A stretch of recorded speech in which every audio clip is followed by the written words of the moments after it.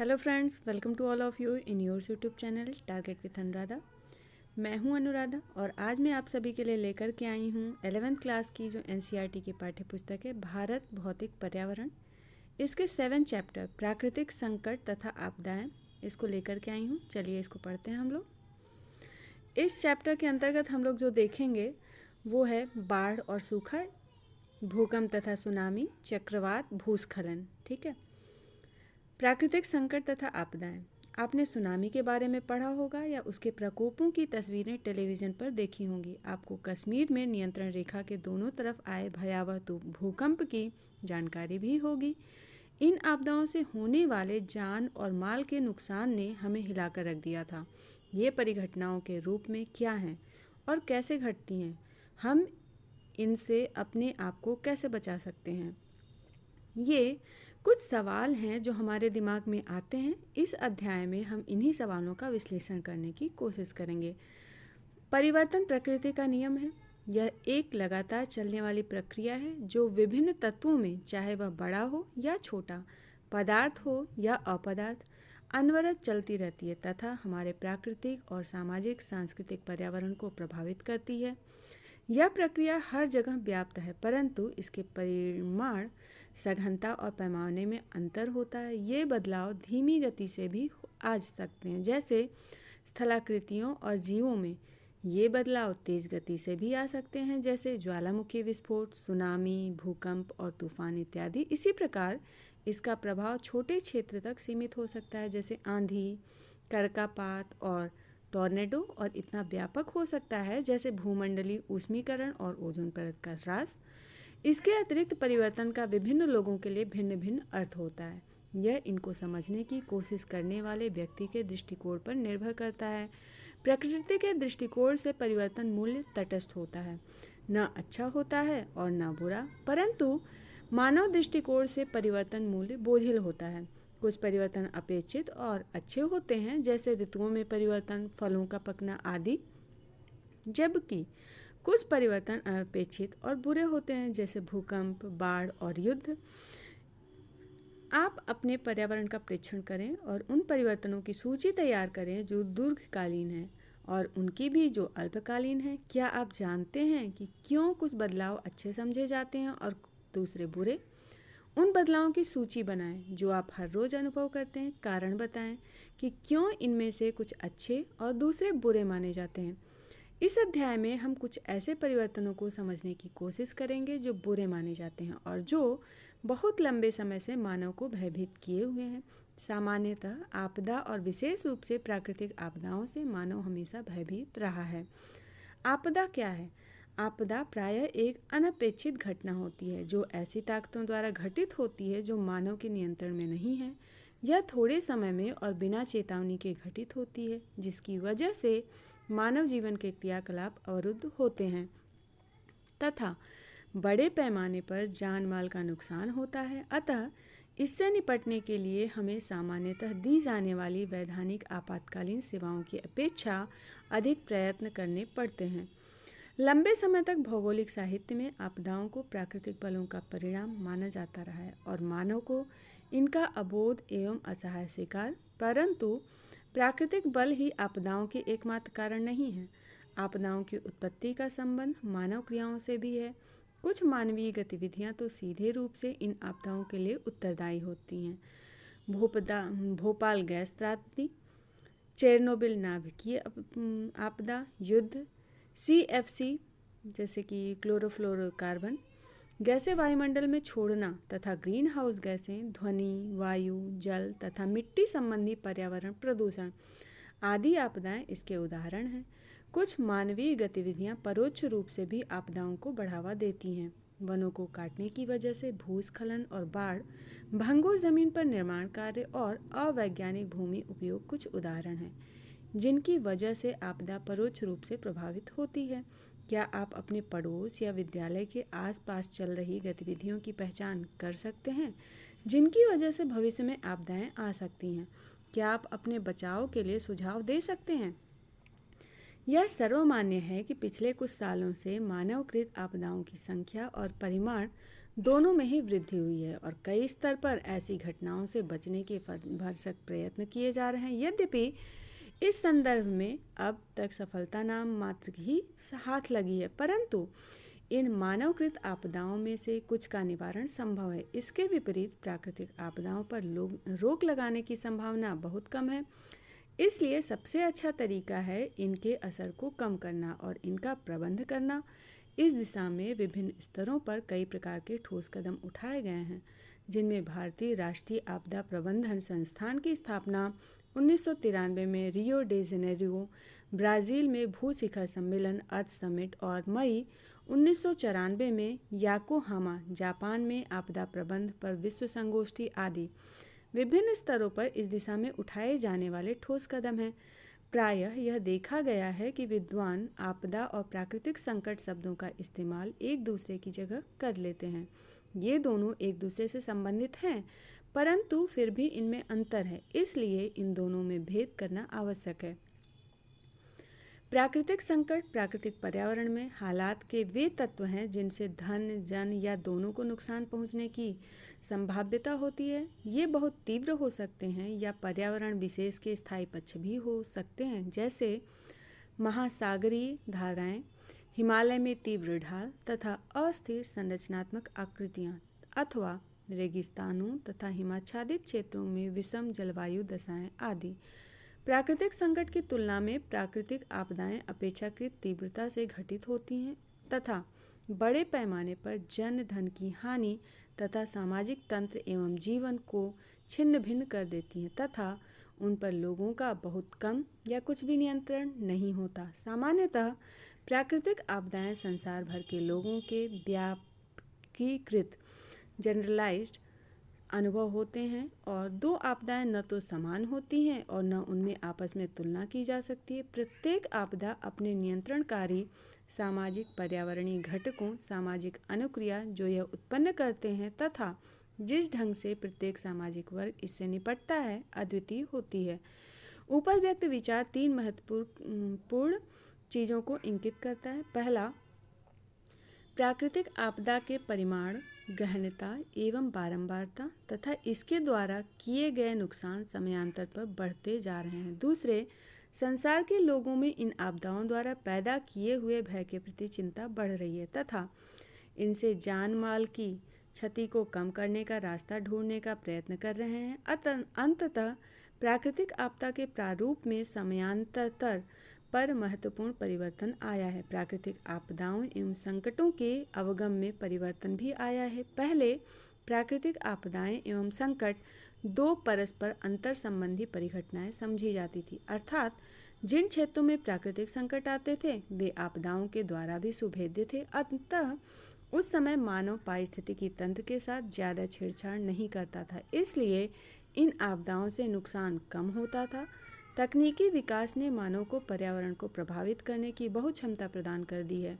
परिणामतः मनुष्य ने आपदा के खतरे वाले क्षेत्रों में गहन क्रियाकलाप शुरू कर दिया है और इस प्रकार आपदाओं की सुभेद्यता को बढ़ा दिया है। अधिकांश नदियों के बाढ़ मैदानों में भू उपयोग तथा भूमि की कीमतों के बढ़ने के कारण तथा तटों पर बड़े नगरों एवं बंदरगाहों जैसे मुंबई तथा चेन्नई आदि के विकास ने इन क्षेत्रों को चक्रवातों, प्रभंजनों तथा सुनामी आदि के लिए सुभेद्य बना दिया है। इन प्रेक्षणों की पुष्टि सारणी 7.1 में दिए गए आंकड़ों से भी हो सकती है, जो पिछले 60 वर्षों में 12 गंभीर प्राकृतिक आपदाओं से विभिन्न देशों में मरने वालों के परिमाण दर्शाता है। यह सारणी से स्पष्ट होता है कि प्राकृतिक आपदाओं ने विस्तृत रूप से जन एवं धन की हानि की है। इस स्थिति से निपटने के लिए भरसक प्रयत्न किए जा रहे हैं। यह भी महसूस किया जा रहा है कि प्राकृतिक आपदा द्वारा पहुंचाई गई क्षति के परिणाम भूमंडलीय प्रतिघात हैं और अकेले किसी राष्ट्र में इतनी क्षमता नहीं है कि वह इन्हें सहन कर पाए। अतः 1989 में संयुक्त राष्ट्र सामान्य असेंबली में इस मुद्दे को उठाया गया था और मई 1994 में जापान के याकोहामा नगर में आपदा प्रबंधन की विश्व कॉन्फ्रेंस में इसे औपचारिकता प्रदान कर दी गई और यही बाद में याकोहामा रणनीति तथा अधिक सुरक्षित संसार के लिए कार्य योजना कहा गया। इस सारणी में जो है कुछ चीज़ें दी हुई हैं। सारणी 7.1 है 1998 से अब तक की प्रमुख प्राकृतिक आपदाएं। वर्ष है, स्थान, प्रकार और मृत्यु। ठीक है। 1948 है उसमें पाकिस्तान में जो है उष्ण प्रकार है वहाँ पे, और 36 लोगों की मृत्यु हुई थी उस समय। 1989 में अब और 54 में, जो कि अब बांग्लादेश में है, उष्णकटिबंधीय चक्रवात थे जिसमें कि 36,000 और 30,000 लोगों को मृत्यु हुई थी।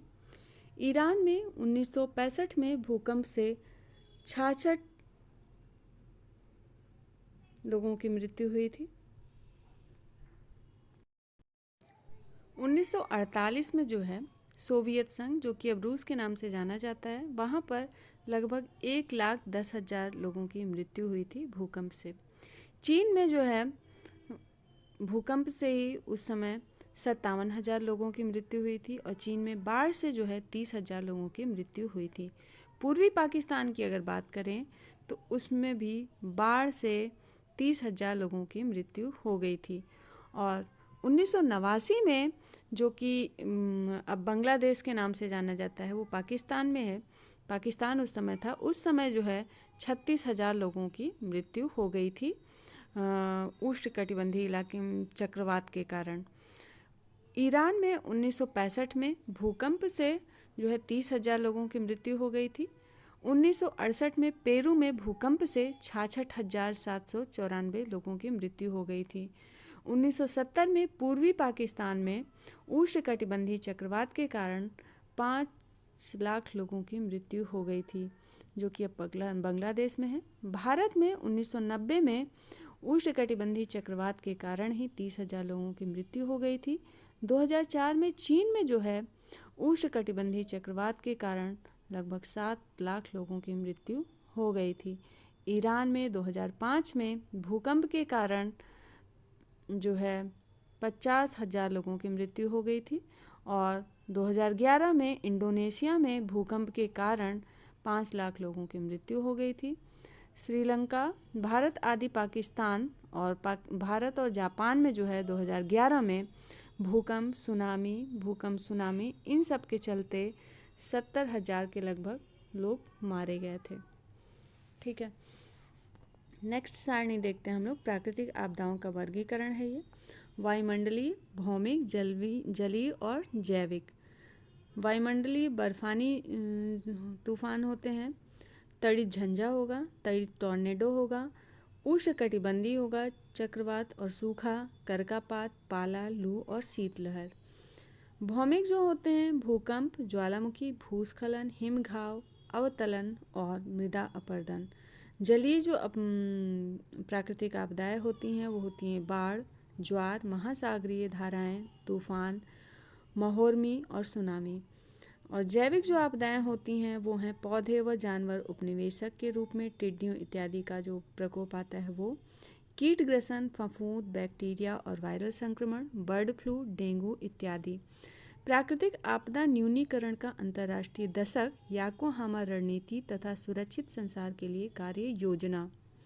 संयुक्त राष्ट्र के सभी सदस्य देश तथा अन्य देशों की एक बैठक प्राकृतिक आपदा न्यूनीकरण विश्व कॉन्फ्रेंस 23 से 27 मई 1994 को याकोहामा नगर में हुई। इस बैठक में यह स्वीकार किया गया कि पिछले कुछ वर्षों में प्राकृतिक आपदाओं के कारण मानव जीवन तथा आर्थिक क्षति अधिक हुई है तथा समाज सामान्यतः प्राकृतिक आपदाओं के लिए सुभेद्य हो गया है।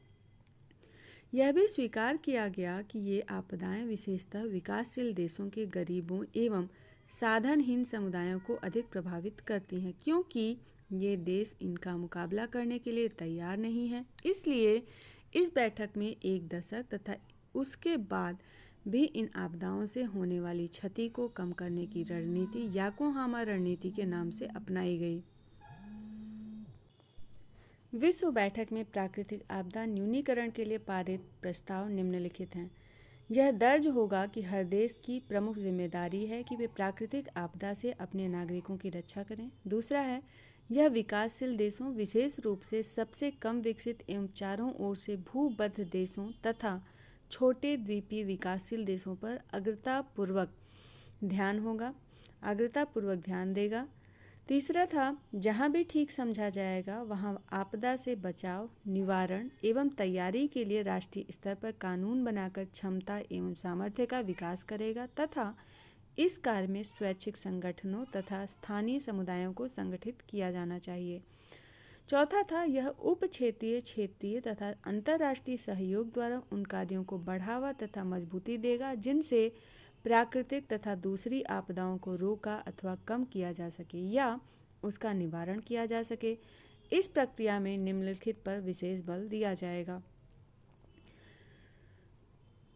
क है मानव तथा संस्थागत क्षमता निर्माण तथा सशक्तिकरण। ख है तकनीकों में भागीदारी, सूचना का एकत्रण, प्रकीर्णन तथा उपयोग। और ग है संसाधनों का संग्रह करना।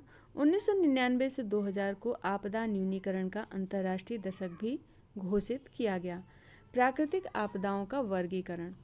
विश्व भर में लोग विभिन्न प्रकार की आपदाओं को अनुभव करते हैं और उनका सामना करते हुए उन्हें सहन करते हैं। अब लोग इसके बारे में जागरूक हैं और इससे होने वाले नुकसान को कम करने की चेष्टा में कार्यरत हैं। इनके प्रभाव को करने के लिए विभिन्न स्तरों पर विभिन्न कदम उठाए जा रहे हैं। प्राकृतिक आपदाओं से दक्षता से निपटने के लिए उनकी पहचान एवं वर्गीकरण को एक प्रभावशाली तथा वैज्ञानिक कदम समझा जा रहा है। प्राकृतिक आपदा को मोटे तौर पर 4 प्रकारों में वर्गीकृत किया जा सकता है। भारत उन देशों में है जहां सारणी 7.2 में दी गई सभी प्राकृतिक आपदाएं घटित हो चुकी हैं। इन आपदाओं की वजह से भारत में हर वर्ष हजारों लोगों की जान जाती है और करोड़ों रुपए का माली नुकसान होता है। आगे भारत में सबसे नुकसानदायक प्राकृतिक आपदाओं का वर्णन किया गया है। भारत में प्राकृतिक आपदाएं, जैसा कि पहले के अध्याय में वर्णन किया गया है, भारत एक प्राकृतिक एवं सामाजिक सांस्कृतिक विविधताओं वाला देश है। बृहद भौगोलिक आकार, पर्यावरणीय विविधताओं और सांस्कृतिक बहुलता के कारण भारत को भारतीय उपमहाद्वीप और अनेकता में एकता वाली धरती के नाम से जाना जाता है। बृहद आकार, प्राकृतिक परिस्थितियों में विभिन्नता, लंबे समय तक उपनिवेशन, अभी भी जारी सामाजिक भेदमूलन तथा बहुत अधिक जनसंख्या के कारण भारत की प्राकृतिक आपदाओं द्वारा सुभेद्यता को बढ़ा दिया है। इन प्रेक्षणों को भारत की कुछ मुख्य प्राकृतिक आपदाओं के वर्णन द्वारा स्पष्ट किया जा सकता है। भूकंप। भूकंप सबसे ज़्यादा अपूर्व सूचनीय और विध्वंसक प्राकृतिक आपदा है। आपने पहले ही अपनी पुस्तक प्राकृतिक भूगोल के सिद्धांत जो है उसमें भूकंप के कारणों के बारे में पढ़ा है। भूकंपों की उत्पत्ति विवर्तनीय की उससे संबंधित है। ये विध्वंसक है और विस्तृत क्षेत्र को प्रभावित करते हैं। भूकंप पृथ्वी की ऊपरी सतह में विवर्तनिक गतिविधियों से निकली ऊर्जा से पैदा होते हैं। इसकी तुलना में ज्वालामुखी विस्फोट, चट्टान गिरने, भूस्खलन, जमीन के अवतलन मतलब कि धंसने, विशेषकर खदानों वाले क्षेत्र में बांध व जलाशयों के बैठने इत्यादि से आने वाला भूकंप कम क्षेत्र को प्रभावित करता है और नुकसान भी कम पहुंचाता है। जैसा कि इस पुस्तक के अध्याय 2 में पहले भी वर्णन किया गया है, इंडियन प्लेट प्रति वर्ष उत्तर व उत्तर पूर्व की दिशा में 1 सेंटीमीटर खिसक रही है, परंतु उत्तर में स्थित यूरेशियन प्लेट इसके लिए अवरोध पैदा करती है। परिणाम स्वरूप इन प्लेटों के किनारे लॉक हो जाते हैं और कई स्थानों पर लगातार ऊर्जा संग्रह होता रहता है। अधिक मात्रा में ऊर्जा संग्रह से तनाव बढ़ता है और दोनों प्लेटों के बीच ब्लॉक टूट जाता है और एकाएक ऊर्जा विमोचन से हिमालय के चाप के साथ भूकंप आ जाता है। इससे प्रभावित मुख्य केंद्र शासित प्रदेशों एवं राज्यों में जम्मू और कश्मीर, लद्दाख, हिमाचल प्रदेश, उत्तराखंड, सिक्किम, पश्चिम बंगाल का दार्जिलिंग उपमंडल तथा उत्तर पूर्व के 7 राज्य शामिल हैं। यहाँ पे एक जो है चित्र दिया हुआ है, भूकंप द्वारा क्षतिग्रस्त एक भवन है।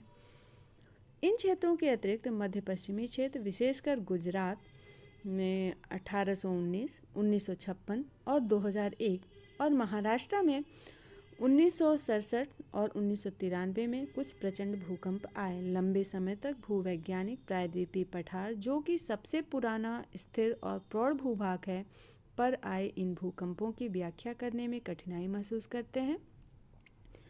कुछ समय पहले भूवैज्ञानिकों ने एक नया सिद्धांत प्रतिपादित किया, जिसके अनुसार लातूर और ओस्मानाबाद, जो कि महाराष्ट्र में, उसके नज़दीक भीमा, जो कि कृष्णा नदी के साथ साथ एक भ्रंश रेखा विकसित हुई है।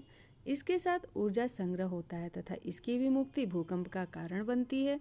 इस सिद्धांत के अनुसार संभवतः इंडियन प्लेट टूट रही है।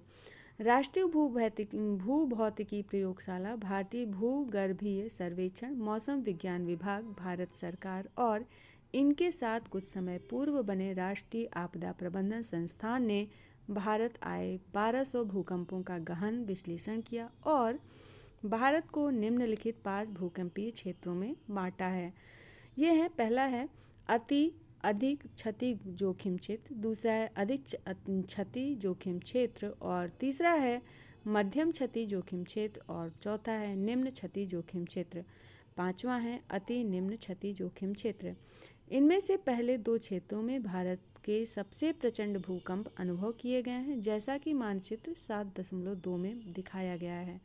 भूकंप सुभेद्य क्षेत्रों में उत्तरी पूर्वी प्रांत, दरभंगा से उत्तर में स्थित क्षेत्र तथा अहरिया बिहार में भारत नेपाल सीमा के साथ, उत्तराखंड, पश्चिमी हिमालय प्रदेश, धर्मशाला के चारों ओर, कश्मीर घाटी और कच्छ जो कि गुजरात में वहाँ शामिल है। ये अति अधिक क्षति जोखिम क्षेत्र का हिस्सा है। जम्मू और कश्मीर, लद्दाख और हिमाचल प्रदेश के बचे हुए भाग, उत्तरी पंजाब, हरियाणा का पूर्वी भाग, दिल्ली, पश्चिम उत्तर प्रदेश और उत्तर बिहार अधिक क्षति जोखिम क्षेत्र में आते हैं। देश के बचे हुए भाग मध्य तथा निम्न क्षति जोखिम क्षेत्र में हैं। भूकंप से सुरक्षित समझे जाने वाले क्षेत्रों का एक बड़ा हिस्सा दक्कन पठार के स्थिर भूभाग में पड़ता है। भूकंप के सामाजिक पर्यावरणीय परिणाम। भूकंप के साथ भय जुड़ा है क्योंकि इससे बड़े पैमाने पर और बहुत तीव्रता के साथ भूतल पर विनाश होता है। अधिक जनसंख्या घनत्व वाले क्षेत्रों में तो यह आपदा कहर बरसाती है। ये न सिर्फ बस्तियों, बुनियादी ढांचे, परिवहन व संचार व्यवस्था, उद्योग और अन्य विकासशील क्रियाओं को ध्वस्त करता है, अपितु लोगों की पीढ़ियों से संचित पदार्थ और सामाजिक सांस्कृतिक विरासत भी नष्ट कर देता है। यह लोगों को बेघर कर देता है और इससे विकासशील देशों की कमजोर अर्थव्यवस्था पर गहरी चोट पहुंचती है। ये जो एक चित्र दिया हुआ है, भारत में भूकंप संभावित क्षेत्र हैं, उनका चित्र है। भूकंप के प्रभाव। भूकंप जिन क्षेत्रों में आते हैं उनमें सम्मिलित विनाशकारी प्रभाव पाए जाते हैं। इसके कुछ मुख्य प्रभाव जो है इस तालिका में दिए हुए हैं। 7.3 में भूकंप के प्रभाव हैं। भूतल पर क्या क्या चेंजेज आएंगे देखिए। दरारें पड़ जाएंगी, बस्तियों में भूस्खलन होगा, द्रवीकरण होगा, भू दबाव होगा, संभावित श्रृंखला प्रतिक्रिया होगी। और मानवकृत ढांचों पर क्या क्या चेंजेज आएंगे। दरारें पड़ेंगी, खिसक जाएगा, उलटना, आकुंचन, निपात, संभावित श्रृंखला और प्रतिक्रिया होगी। जल पर जो प्रभाव पड़ेगा वो है लहरें, जल गतिशीलता, दबाव, सुनामी, संभावित श्रृंखला प्रतिक्रिया, ये सब भूकंप के प्रभाव हो गए। इसके अतिरिक्त भूकंप के कुछ गंभीर और दूरगामी पर्यावरणीय परिणाम भी हो सकते हैं। पृथ्वी की परपटी पर धरातली भूकंपी तरंगें दरारें डाल देती हैं, जिसमें से पानी और दूसरा ज्वलनशील पदार्थ बाहर निकल आता है और आस पड़ोस को डुबो देता है। भूकंप के कारण भूस्खलन भी होता है, जो नदी वाहिकाओं को अवरुद्ध कर जलाशयों में बदल देता है। कई बार नदियां अपना रास्ता बदल लेती हैं, जिससे प्रभावित क्षेत्र में बाढ़ और दूसरी आपदाएं आ जाती हैं। भूकंप न्यूनीकरण। दूसरी आपदाओं की तुलना में भूकंप अधिक विध्वंसकारी है। चूंकि यह परिवहन और संचार व्यवस्था भी नष्ट कर देते हैं, इसलिए लोगों तक राहत पहुंचाना कठिन होता है। भूकंप को रोका नहीं जा सकता, अतः इसके लिए विकल्प यह है कि इस आपदा से निपटने की तैयारी रखी जाए और इससे होने वाले नुकसान को कम किया जाए। इसके निम्नलिखित तरीके हैं। पहला है भूकंप नियंत्रण केंद्रों की स्थापना, जिससे भूकंप संभावित क्षेत्रों में लोगों को सूचना पहुंचाई जा सके। जीपीएस मतलब कि जियोग्राफिकल पोजिशनिंग सिस्टम की मदद से प्लेट हलचल का पता लगाया जा सकता है। दूसरा है देश में भूकंप संभावित क्षेत्रों का सुभेद्यता मानचित्र तैयार करना और संभावित जोखिम की सूचना लोगों तक पहुंचाना तथा इन्हें इसके प्रभाव को कम करने के बारे में शिक्षित करना। और तीसरा जो कारण है वो है भूकंप प्रभावित क्षेत्रों में घरों के प्रकार और भवन डिजाइन में सुधार लाना। ऐसे क्षेत्रों में ऊंची इमारतें, बड़े औद्योगिक संस्थान और शहरीकरण को बढ़ावा न देना। नेक्स्ट जो किया जा सकता है वो है अंततः भूकंप प्रभावित क्षेत्रों में भूकंप प्रतिरोधी मतलब कि भूकंप जो रेजिस्टेंट होते हैं इमारतें बनाना और सुभेद्य क्षेत्रों में हल्के निर्माण सामग्री का इस्तेमाल करना। सुनामी, चलिए इसको देखते हैं क्या है। सुनामी जो है भूकंप और ज्वालामुखी से महासागरीय धरातल में अचानक हलचल पैदा होती है और महासागरीय जल का अचानक विस्थापन होता है। परिणाम स्वरूप ऊर्ध्वाधर ऊंची तरंगें पैदा होती हैं जिन्हें सुनामी मतलब बंदरगाह लहरें या भूकंपी समुद्री लहरें कहा जाता है। सामान्यतः शुरू में सिर्फ एक ऊर्ध्वाधर तरंग ही पैदा होती है, परंतु कालांतर में जल तरंगों की एक श्रृंखला बन जाती है, क्योंकि प्रारंभिक तरंग की ऊंची शिखर और नीची गर्त के बीच जल अपना स्तर बनाए रखने की कोशिश करता है। महासागर में जल तरंग की गति जल की गहराई पर निर्भर करती है। इसकी गति उथले समुद्र में ज़्यादा और गहरे समुद्र में कम होती है। परिणाम स्वरूप महासागरों के अंदरूनी भाग इससे कम प्रभावित होते हैं। तटीय क्षेत्रों में ये तरंगें ज़्यादा प्रभावी होती हैं और व्यापक नुकसान पहुंचाती हैं। इसीलिए समुद्र में जलपोत पर सुनामी का कोई विशेष प्रभाव नहीं पड़ता। समुद्र के आंतरिक गहरे भाग में तो सुनामी महसूस भी नहीं होती। ऐसा इसलिए होता है क्योंकि गहरे समुद्र में सुनामी की लहरों की लंबाई अधिक होती है और ऊंचाई कम होती है। इसलिए समुद्र के इस भाग में सुनामी जलपोत को 1 या 2 मीटर तक ही ऊपर उठा सकती है और वह भी कई मिनट में। इसके विपरीत जब सुनामी उथले समुद्र में प्रवेश करती है, इसकी तरंग लंबाई कम होती चली जाती है, समय वही रहता है और तरंग की ऊंचाई बढ़ती जाती है। कई बार तो इसकी ऊंचाई 15 मीटर या इससे भी अधिक हो सकती है, जिससे तटीय क्षेत्र में भीषण विध्वंस होता है। इसलिए इन्हें उथले जल की तरंगें भी कहते हैं। सुनामी आमतौर पर प्रशांत महासागरीय तट पर, जिसमें अलास्का, जापान, फिलीपाइन, दक्षिण पूर्व एशिया के दूसरे द्वीप, इंडोनेशिया और मलेशिया तथा हिंद महासागर में म्यांमार, श्रीलंका और भारत के तटीय भागों में आती है। ये जो एक चित्र है सुनामी प्रभावित क्षेत्र है उसका चित्र है। तट पर पहुंचने पर सुनामी तरंगें बहुत अधिक मात्रा में ऊर्जा निर्मुक्त करती हैं और समुद्र का जल तेजी से तटीय क्षेत्रों में घुस जाता है और बंदरगाह, शहरों, कस्बों, अनेक प्रकार के ढांचों, इमारतों और बस्तियों को तबाह करता है। चूँकि विश्व भर में तटीय क्षेत्रों में जनसंख्या सघन होती है और ये क्षेत्र बहुत सी मानव गतिविधियों के केंद्र होते हैं, अतः यहाँ दूसरी प्राकृतिक आपदाओं की तुलना में सुनामी अधिक जान माल का नुकसान पहुँचाती है। सुनामी से हुई बर्बादी का अनुमान आपकी पुस्तक भूगोल के प्रायोगिक कार्य भाग 1 में जो है बांदा, जो कि इंडोनेशिया के चित्र से लगाया जा सकता है। दूसरी प्राकृतिक आपदाओं की तुलना में सुनामी के प्रभाव को कम करना कठिन है, क्योंकि इससे होने वाले नुकसान का पैमाना बहुत बृहद है। किसी अकेले देश या सरकार के लिए सुनामी जैसी आपदा से निपटना संभव नहीं है, अतः इसके लिए अंतर्राष्ट्रीय स्तर के प्रयास आवश्यक हैं, जैसा कि 26 दिसंबर 2004 को आई सुनामी के समय किया गया था, जिसके कारण 3 लाख से अधिक लोगों को जान से हाथ धोना पड़ा था। इस सुनामी आपदा के बाद भारत ने अंतर्राष्ट्रीय सुनामी चेतावनी तंत्र में शामिल होने का फैसला किया था। उष्णकटिबंधीय चक्रवात कम दबाव वाले उग्र मौसम तंत्र हैं और 30 डिग्री उत्तर और 30 डिग्री दक्षिण अक्षांशों के बीच पाए जाते हैं। ये आमतौर पर 500 से 1000 किलोमीटर क्षेत्र में फैला होता है और इसकी ऊर्ध्वाधर ऊंचाई 12 से 14 किलोमीटर हो सकती है। उष्णकटिबंधीय चक्रवात या प्रभंजन एक ऊष्मा इंजन की तरह होते हैं, जिसे ऊर्जा प्राप्ति समुद्र सतह से प्राप्त जलवाष्प की सघन प्रक्रिया में छोड़ी गई गुप्त ऊष्मा से होती है। उष्णकटिबंधीय चक्रवात की उत्पत्ति के बारे में वैज्ञानिकों में मतभेद है। इनकी उत्पत्ति के लिए निम्नलिखित प्रारंभिक परिस्थितियों का होना आवश्यक है।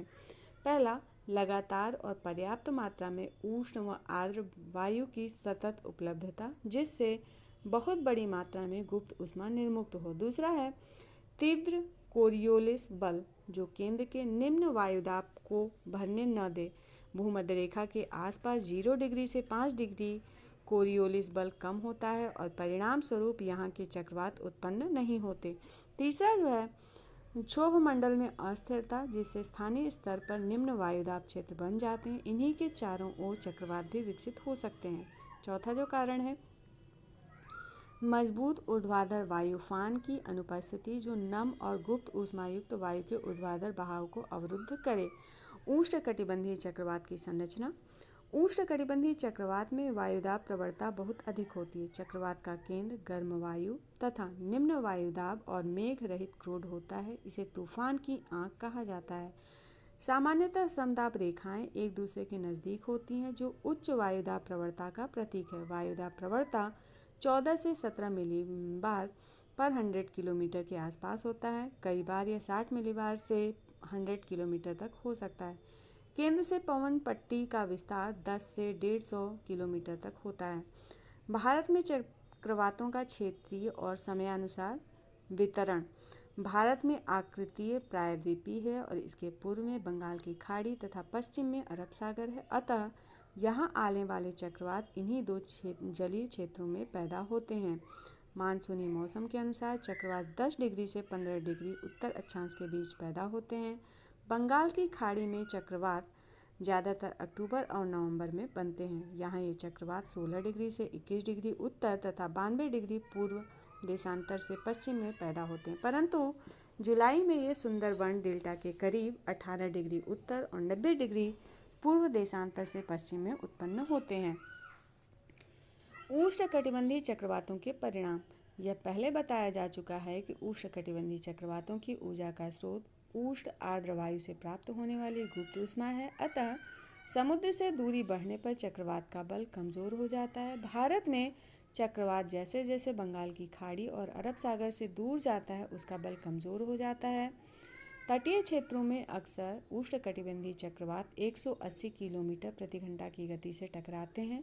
इससे तूफानी क्षेत्र में समुद्र तल भी असाधारण रूप से ऊपर उठा होता है, जिसे तूफान महोर्मी स्ट्रोम सर्ज कहा जाता है। समुद्र तल में महोर्मी वायु समुद्र और ज़मीन की अंतर्क्रिया से उत्पन्न होता है। तूफान में अत्यधिक वायु दाब प्रवणता और अत्यधिक तेज सतही पवनें उफान को उठाने वाले बल हैं। इससे समुद्री जल तटीय क्षेत्रों में घुस जाता है। वायु की गति तेज होती है और भारी वर्षा होती है। इससे तटीय क्षेत्र में बस्तियां, खेत पानी में डूब जाते हैं तथा फसलों और कई प्रकार के मानवकृत ढांचों का विनाश होता है। बाढ़। आपने बाढ़ के बारे में समाचार पत्रों में पढ़ा होगा और टेलीविज़न पर इसके दृश्य देखे होंगे कि किस तरह कुछ क्षेत्र वर्षा ऋतु में बाढ़ग्रस्त हो जाते हैं। नदी का जल उफान के समय जल वाहिकाओं को तोड़ता हुआ मानव बस्तियों और आसपास की ज़मीन पर खड़ा हो जाता है और बाढ़ की स्थिति पैदा कर देता है। दूसरी प्राकृतिक आपदाओं की तुलना में बाढ़ आने के कारण जाने पहचाने हैं। बाढ़ आमतौर पर अचानक नहीं आती और कुछ विशेष क्षेत्रों और ऋतुओं में ही आती है। बाढ़ तब आती है जब नदी जल वाहिकाओं में इनकी क्षमता से अधिक जल बहाव होता है और जल बाढ़ के रूप में मैदान के निचले हिस्सों में भर जाता है। कई बार तो झीलें और आंतरिक जल क्षेत्रों में भी क्षमता से अधिक जल भर जाता है। बाढ़ आने के और भी कई कारण हो सकते हैं, जैसे तटीय क्षेत्रों में तूफानी महोर्मी, लंबे समय तक होने वाली तेज बारिश, हिम का पिघलना, ज़मीन की अंतस्पंद मतलब कि इनफिल्ट्रेशन दर में कमी आना और अधिक मृदा अपरदन के कारण नदी जल में जलोढ़ की मात्रा में वृद्धि होना। हालांकि बाढ़ विश्व में विस्तृत क्षेत्र में आती है तथा काफ़ी तबाही लाती है, परंतु दक्षिण पूर्व और पूर्व एशिया के देशों विशेषकर चीन, भारत और बांग्लादेश में इसकी बारंबारता और होने वाले नुकसान अधिक हैं। ये जो है बाढ़ का एक चित्र है। बाढ़ के समय ब्रह्मपुत्र का चित्र दिया हुआ है और ये जो एक चित्र दिया हुआ है भारत में वायु और चक्रवात का आपदा का क्षेत्र का एक चित्र दिया हुआ है यहाँ पे। दूसरी प्राकृतिक आपदाओं की तुलना में बाढ़ की उत्पत्ति और इसके क्षेत्रीय फैलाव में मानव एक महत्वपूर्ण भूमिका अदा करता है। मानवीय क्रियाकलापों, अंधाधुंध वन कटाव, अवैज्ञानिक कृषि पद्धतियाँ, प्राकृतिक अपवाह तंत्रों का अवरुद्ध होना तथा नदी तल और बाढ़कृत मैदानों पर मानव बसाव की वजह से बाढ़ की तीव्रता, परिमाण और विध्वंसता बढ़ जाती है। भारत के विभिन्न राज्यों में बार बार आने वाली बाढ़ के कारण जान माल का भारी नुकसान होता है। राष्ट्रीय बाढ़ आयोग ने देश में 4 करोड़ हेक्टेयर भूमि को बाढ़ प्रभावित क्षेत्र घोषित किया है। मानचित्र जो भारत का है उसमें बाढ़ प्रभावित क्षेत्रों को दर्शाया गया है। असम, पश्चिम बंगाल और बिहार राज्य सबसे अधिक बाढ़ प्रभावित हैं। इसके अतिरिक्त उत्तर भारत की ज़्यादातर नदियाँ विशेषकर पंजाब और उत्तर प्रदेश में बाढ़ लाती रहती हैं। राजस्थान, गुजरात, हरियाणा और पंजाब आकस्मिक बाढ़ से पिछले कुछ दशकों में जलमग्न होते रहे हैं।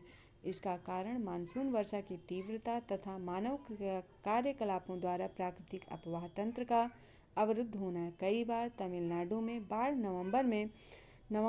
जो है नवंबर से जनवरी माह के बीच वापस लौटती है, मानसून द्वारा आती है। बाढ़ परिणाम और नियंत्रण। असम, पश्चिम बंगाल, बिहार, पूर्वी उत्तर प्रदेश, मैदानी क्षेत्र और उड़ीसा, आंध्र प्रदेश, तमिलनाडु और गुजरात के तटीय क्षेत्र तथा पंजाब, राजस्थान, उत्तर गुजरात और हरियाणा में बार बार बाढ़ आने और कृषि भूमि तथा मानव बस्तियों को डूबने से देश की आर्थिक व्यवस्था तथा समाज पर गहरा प्रभाव पड़ता है। बाढ़ न सिर्फ फसलों को बर्बाद करती है बल्कि आधारभूत ढांचा जैसे सड़कें, रेल पटरी, पुल और मानव बस्तियों को भी नुकसान पहुंचाती है। बाढ़ग्रस्त क्षेत्रों में कई तरह की बीमारियां जैसे हैजा, आंत्रशोथ, हेपेटाइटिस और दूसरी दूषित जल जनित बीमारियां फैल जाती हैं। दूसरी ओर बाढ़ से कुछ लाभ भी हैं। हर वर्ष बाढ़ खेतों में उपजाऊ मिट्टी लाकर जमा करती है जो फसलों के लिए बहुत लाभदायक हैं। ब्रह्मपुत्र नदी में स्थित मजौली जो कि असम में है, जो सबसे बड़ा नदी द्वीप है, हर वर्ष बाढ़ग्रस्त होता है, परंतु यहाँ चावल की फसल बहुत अच्छी होती है, लेकिन ये लाभ भीषण नुकसान के सामने गौण मात्र है। भारत सरकार और राज्य सरकारें हर वर्ष बाढ़ से पैदा होने वाली गंभीर स्थिति से अवगत हैं। ये सरकारें बाढ़ की स्थिति से कैसे निपटती हैं, इस दिशा में कुछ महत्वपूर्ण कदम इस प्रकार होने चाहिए। बाढ़ प्रभावित क्षेत्रों में तटबंध बनाना, नदियों पर बांध बनाना, वनीकरण और आमतौर पर बाढ़ लाने वाली नदियों के ऊपरी जलग्रहण क्षेत्र में निर्माण कार्य पर प्रतिबंध लगाना, नदी वाहिकाओं पर बसे लोगों को कहीं और बसाना और बाढ़ के मैदानों में जनसंख्या के जमाव पर नियंत्रण रखना। इस दिशा में कुछ और कदम हो सकते हैं। आकस्मिक बाढ़ प्रभावित क्षेत्र के पश्चिमी और उत्तरी भागों में यह ज़्यादा उपयुक्त कदम होंगे। तटीय क्षेत्रों में चक्रवात सूचना केंद्र तूफान के उफान से होने वाले प्रभाव को कम कर सकते हैं। सूखा ऐसी स्थिति को कहा जाता है जब लंबे समय तक कम वर्षा, अत्यधिक वाष्पीकरण और जलाशयों तथा भूमिगत जल के अत्यधिक प्रयोग से भूतल पर जल की कमी हो जाए। सूखा एक जटिल परिघटना है जिसमें कई प्रकार के मौसम विज्ञान संबंधी तथा अन्य तत्व जैसे वृष्टि, वाष्पीकरण, वाष्पोत्सर्जन, भौम जल, मृदा में नमी, जल भंडारण व भरण, कृषि पद्धतियाँ, विशेषतः उगाई जाने वाली फसलें, सामाजिक आर्थिक गतिविधियाँ और पारिस्थितिकी शामिल है। ये भारत का एक मानचित्र है जिसमें कि बाढ़ संभावित क्षेत्र दिखाए हुए हैं। सूखे के प्रकार। मौसम विज्ञानी संबंधी सूखा यह एक ऐसी स्थिति है जिसमें लंबे समय तक अपर्याप्त वर्षा होती है और इसका सामयिक और स्थानिक वितरण भी असंतुलित होता है। दूसरा है कृषि सूखा। इसमें भूमि आर्द्रता सूखा भी कहा जाता है। मिट्टी में आर्द्रता की कमी के कारण फसलें मुरझा जाती हैं। जिन क्षेत्रों में 30% से अधिक कुल बोए गए क्षेत्र में सिंचाई होती है उन्हें भी सूखा प्रभावित क्षेत्र नहीं माना जाता। जल विज्ञान संबंधी सूखा यह स्थिति तब पैदा होती है जब विभिन्न जल संग्रहण, जलाशय, जलभूत और झीलों इत्यादि का स्तर वृष्टि द्वारा की जाने वाली जलापूर्ति के बाद भी नीचे गिर जाए। पारिस्थितिकी सूखा जब प्राकृतिक पारिस्थितिकी तंत्र में जल की कमी से उत्पादकता में कमी हो जाती है और परिणाम स्वरूप पारिस्थितिकी तंत्र में तनाव आ जाता है तथा यह क्षतिग्रस्त हो जाता है तो पारिस्थितिकी सूखा कहलाता है। भारत में सूखाग्रस्त क्षेत्र। भारतीय कृषि काफ़ी हद तक मानसून वर्षा पर निर्भर करती है। भारतीय जलवायु तंत्र में सूखा और बाढ़ महत्वपूर्ण तत्व हैं। कुछ अनुमानों के अनुसार भारत में कुल भौगोलिक क्षेत्र का 19% भाग और जनसंख्या का 12% हिस्सा हर वर्ष सूखे से प्रभावित होता है। देश का लगभग 30% क्षेत्र सूखे से प्रभावित हो सकता है जिससे 5 करोड़ लोग इससे प्रभावित होते हैं। यह प्रायः देखा गया है कि जब देश के कुछ भागों में बाढ़ कहर ढा रही होती है उसी समय दूसरे भाग सूखे से जूझ रहे होते हैं। यह मानसून में परिवर्तनशीलता और इसके व्यवहार में अनिश्चितता का परिणाम है। सूखे का प्रभाव भारत में बहुत व्यापक है, परंतु कुछ क्षेत्र जहां ये बार बार पड़ते हैं और जहां उनका असर अधिक है। सूखे की तीव्रता के आधार पर निम्नलिखित क्षेत्रों में बांटा गया है। अत्यधिक सूखा प्रभावित क्षेत्र। मानचित्र जो है भारत का, उसमें दर्शाया गया है कि राजस्थान में ज़्यादातर भाग, विशेषकर अरावली के पश्चिम में स्थित मरुस्थली और गुजरात का कच्छ क्षेत्र अत्यधिक सूखा प्रभावित है। इसमें राजस्थान के जैसलमेर और बाड़मेर जिले भी शामिल हैं, जहां 90 मिलीलीटर से कम औसत वार्षिक वर्षा होती है। अधिक सूखा प्रभावित क्षेत्र, इसमें राजस्थान के पूर्वी भाग, मध्य प्रदेश के ज़्यादातर भाग, महाराष्ट्र के पूर्वी भाग, आंध्र प्रदेश के अंदरूनी भाग, कर्नाटक का पठार, तमिलनाडु के उत्तरी भाग, झारखंड का दक्षिणी भाग और उड़ीसा का आंतरिक भाग शामिल है। मध्यम सूखा प्रभावित क्षेत्र, इस वर्ग में राजस्थान के उत्तरी भाग, हरियाणा, उत्तर प्रदेश के दक्षिणी जिले, गुजरात के बचे हुए जिले, कोंकण को छोड़कर महाराष्ट्र, झारखंड, तमिलनाडु में कोयम्बटूर पठार और आंतरिक कर्नाटक शामिल हैं। भारत के बचे हुए भाग बहुत कम या न के बराबर सूखे से प्रभावित हैं। यह है भारत का सूखा प्रभावित क्षेत्र, सूखा प्रवण क्षेत्र है ये। सूखे के परिणाम। पर्यावरण और समाज पर सूखे का सोपानी प्रभाव पड़ता है। फसलें बर्बाद होने से अन्न की कमी हो जाती है, जिसे अकाल कहा जाता है। चारा कम होने की स्थिति में तृण अकाल कहा जाता है। जल आपूर्ति की कमी जल अकाल कहलाती है। तीनों परिस्थितियां मिल जाएं तो त्रि अकाल कहलाती हैं, जो सबसे अधिक विध्वंसक हैं।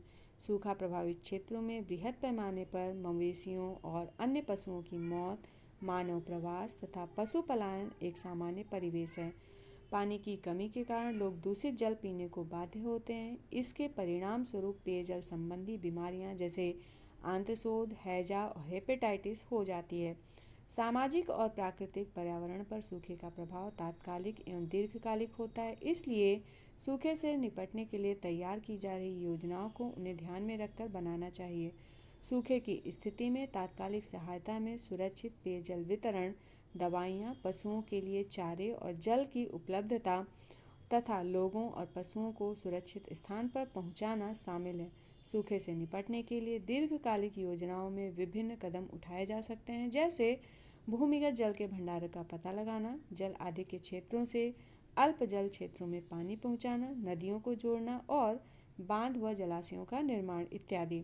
नदियाँ जोड़ने के लिए द्रोणियों की पहचान तथा भूमिगत जल भंडारण की संभावना का पता लगाने के लिए सुदूर संवेदन और उपग्रहों से प्राप्त चित्रों का प्रयोग करना चाहिए।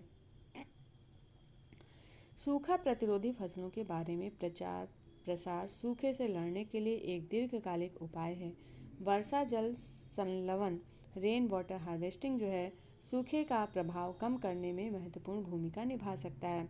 अपने पास पड़ोस में छत से वर्षा जल संलवन करने के तरीके को समझें और इन्हें ज़्यादा कारगर बनाने का उपाय सुझाएं। भूस्खलन। भूस्खलन। क्या आपने श्रीनगर को जाने वाली सड़क तथा कोंकण रेल पटरी पर चट्टानें गिरने से रास्ता बंद रुकने के बारे में पढ़ा है? यह भूस्खलन की वजह से होता है, जिसमें चट्टान समूह खिसक कर ढाल से नीचे गिरता है। सामान्यतः भूस्खलन भूकंप, ज्वालामुखी फटने, सुनामी और चक्रवात की तुलना में कोई बड़ी घटना नहीं है, परंतु इसका प्राकृतिक पर्यावरण और राष्ट्रीय अर्थव्यवस्था पर गहरा प्रभाव पड़ता है। अन्य आपदाओं के विपरीत, जो आकस्मिक, अनुमेय तथा बृहद स्तर पर दीर्घ और प्रादेशिक कारकों से नियंत्रित हैं, भूस्खलन मुख्य रूप से स्थानीय कारणों से उत्पन्न होते हैं। इसलिए भूस्खलन के बारे में आंकड़े एकत्र करना और इसकी संभावना का अनुमान लगाना न सिर्फ मुश्किल अपितु काफ़ी महंगा पड़ता है। भूस्खलन को परिभाषित करना और इसके व्यवहार को शब्दों में बांधना मुश्किल कार्य है, परंतु फिर भी पिछले अनुभवों, इसकी बारंबारता और इसके घटने को प्रभावित करने वाले कारकों जैसे भूविज्ञान, भू आकृतिक कारक, ढाल, भूमि उपयोग, वनस्पति आवरण और मानव क्रियाकलापों के आधार पर भारत को विभिन्न भूस्खलन क्षेत्रों में बांटा गया है। ये भूस्खलन का एक चित्र है। अत्यधिक सुभेद्यता क्षेत्र, ज़्यादा अस्थिर हिमालय की युवा पर्वत श्रृंखलाएं, अंडमान और निकोबार, पश्चिमी घाट और नीलगिरी में अधिक वर्षा वाले क्षेत्र, उत्तर पूर्वी क्षेत्र, भूकंप प्रभावित क्षेत्र और अत्यधिक मानव क्रियाकलापों वाले क्षेत्र, जिसमें सड़क और बांध निर्माण इत्यादि आते हैं। अत्यधिक भूस्खलन सुभेद्यता क्षेत्रों में रखे जाते हैं। अधिक सुभेद्यता क्षेत्र। अधिक भूस्खलन सुभेद्यता क्षेत्रों में भी अत्यधिक सुभेद्यता क्षेत्रों से मिलती जुलती परिस्थितियां हैं। दोनों में अंतर है। भूस्खलन को नियंत्रण करने वाले कारकों के संयोजन, गहनता और बारंबारता का। हिमालय क्षेत्र के सारे राज्य और उत्तर पूर्वी भाग असम को छोड़कर इस क्षेत्र में शामिल हैं।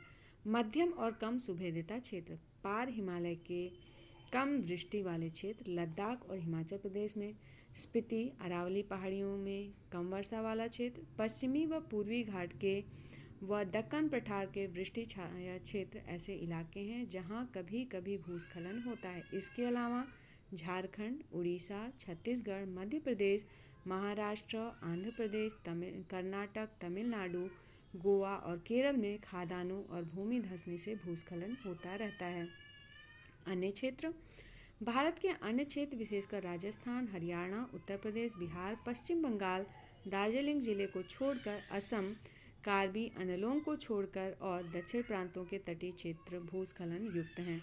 भूस्खलनों के परिणाम। भूस्खलन का प्रभाव अपेक्षाकृत छोटे क्षेत्र में पाया जाता है तथा स्थानीय होता है, परंतु सड़क मार्ग में अवरोध, रेल पटरियों का टूटना और जलवाहिकाओं में चट्टानें गिरने से पैदा हुई रुकावटों के गंभीर परिणाम हो सकते हैं। भूस्खलन की वजह से हुए नदी रास्तों में बदलाव बाढ़ ला सकते हैं और जान माल का नुकसान हो सकता है। इससे इन क्षेत्रों में आवागमन मुश्किल हो जाता है और विकास कार्यों की रफ्तार धीमी पड़ जाती है। निवारण। भूस्खलन से निपटने के उपाय अलग अलग क्षेत्रों में अलग अलग होने चाहिए। अधिक भूस्खलन संभावित क्षेत्रों में सड़क और बड़े बांध जैसे निर्माण कार्य और विकास कार्य पर प्रतिबंध होना चाहिए।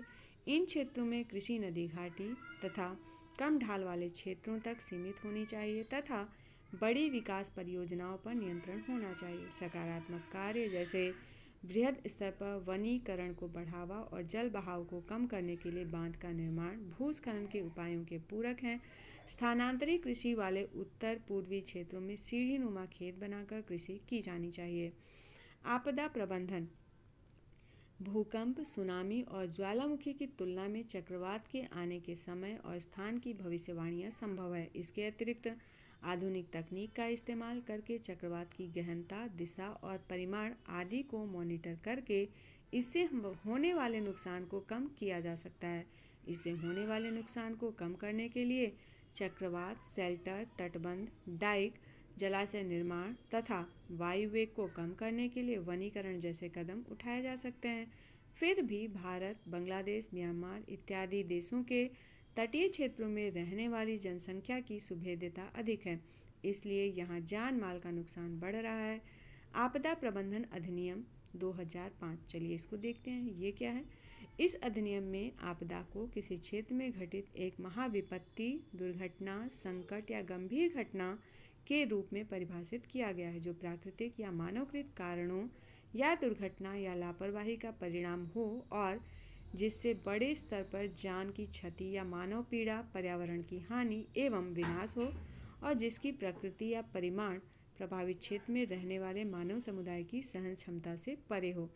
निष्कर्ष क्या निकलता है अब इस चैप्टर का, ये देखते हैं। ऊपर लिखित विवरण से यह निष्कर्ष निकलता है कि आपदाएं प्राकृतिक व मानवकृत दोनों प्रकार की हो सकती हैं, परंतु हर संकट आपदा भी नहीं होती। आपदाओं और विशेषकर प्राकृतिक आपदाओं पर नियंत्रण मुश्किल है।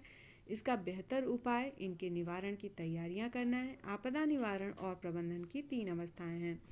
पहला है आपदा के पहले, दूसरा है आपदा के समय, तीसरा है आपदा के पश्चात। आपदा के पहले। आपदा के बारे में आंकड़े और सूचनाएं एकत्र करना, आपदा संभावित क्षेत्रों का मानचित्र तैयार करना और लोगों को इसके बारे में जानकारी देना। इसके अलावा संभावित क्षेत्रों में आपदा योजनाएं बनाना, तैयारियां रखना और बचाव का उपाय करना। दूसरा आपदा के समय जो है युद्ध स्तर पर बचाव व राहत कार्य जैसे आपदाग्रस्त क्षेत्रों से लोगों को निकालना, आश्रय स्थल निर्माण, राहत कैंप, जल, भोजन व दवाई आपूर्ति। तीसरा आपदा के पश्चात जो है प्रभावित लोगों का बचाव और पुनर्वास, भविष्य में आपदाओं से निपटने के लिए क्षमता निर्माण पर ध्यान केंद्रित करना। भारत जैसे देश में जहां 2/3 क्षेत्र और जनसंख्या आपदा सुभेद्य है, इन उपायों का विशेष महत्व है। आपदा प्रबंधन अधिनियम 2005 और राष्ट्रीय आपदा प्रबंधन संस्थान की स्थापना इस दिशा में भारत सरकार द्वारा उठाए गए सकारात्मक कदम का एक उदाहरण है। तो फ्रेंड्स आज के लिए बस इतना ही। आई होप आपको वीडियो पसंद आया होगा। पसंद आया है तो लाइक ज़रूर करिएगा और साथ ही साथ इसको शेयर भी करिएगा जिनको भी इसकी ज़रूरत है। और अगर आप चैनल पर नए हैं तो चैनल को सब्सक्राइब भी ज़रूर करिएगा ताकि इस तरह के वीडियो जब भी बनाऊँ मैं आपके पास नोटिफिकेशन पहुंच जाए। Thanks for watching. Bye bye.